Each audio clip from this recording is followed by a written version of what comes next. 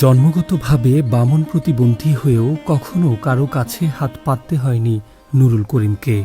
ছোটবেলা থেকেই কঠোর পরিশ্রমে উপার্জিত অর্থ দিয়ে স্বল্প পুঁজিতে তার বসতবাড়ির আঙিনায় গ্রামীণ সড়কের পাশে চা ও পানের দোকান দিয়ে জীবিকা নির্বাহ করেন নুরুল করিম। সেই ছোট্ট পানের দোকান এখন চাল ডাল থেকে শুরু করে নিত্য প্রয়োজনীয় নানা সামগ্রীর সমারোহে গৃহস্থলী সহ সকল পণ্যের পসরায় দাঁড়িয়ে গেছে সফল ব্যবসায়ী প্রতিষ্ঠানে। কিন্তু নুরুল করিম হঠাৎ একদিন কোমরে তীব্র ব্যথা অনুভব করে।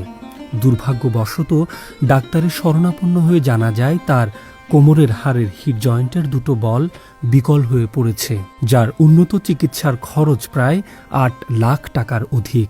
দ্রুত সময়ের মধ্যে অপারেশন করানো না গেলে থমকে যেতে পারে করিমের জীবন, রয়েছে মৃত্যুর ঝুঁকিও।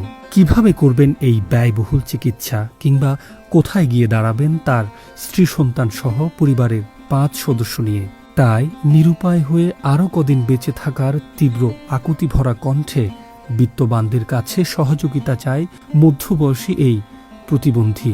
নুরুল করিম মিরসরাই উপজেলার ওয়াহেদপুর ইউনিয়নের মাহাজন গ্রাম এলাকার আব্দুল হক সওদাগর বাড়ির মৃত মোহাম্মদ হানিফের ৭ সন্তানের মাঝে দ্বিতীয় পুত্র। যেহেতু আমি প্রতিবন্ধী মানুষ, আমি কারো কাছে ছোট জীবনে হাত পাতে যাই, কারো কাছে ঘরে চাই যাই।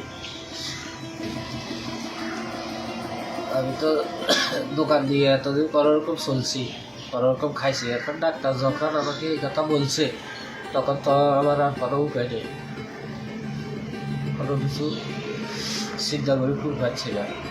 এবার আমি কী করবো? আমি বসে বসে চিন্তা করতেছি আমি কার কাছে কী করবো, কার কাছে করি।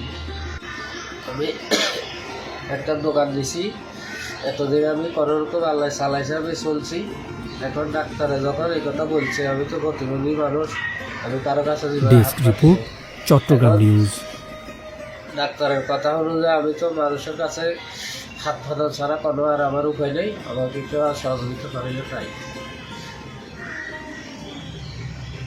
মৃত্যুবানদের কাছে সহযোগিতা এখন আমাকে চাইতে বাধ্য, আমাকে কেউ আর সহযোগিতা করে তাই চিকিৎসার জন্য সবার পক্ষ থেকে যে যা পারেন আমাকে সহযোগিতা করতে।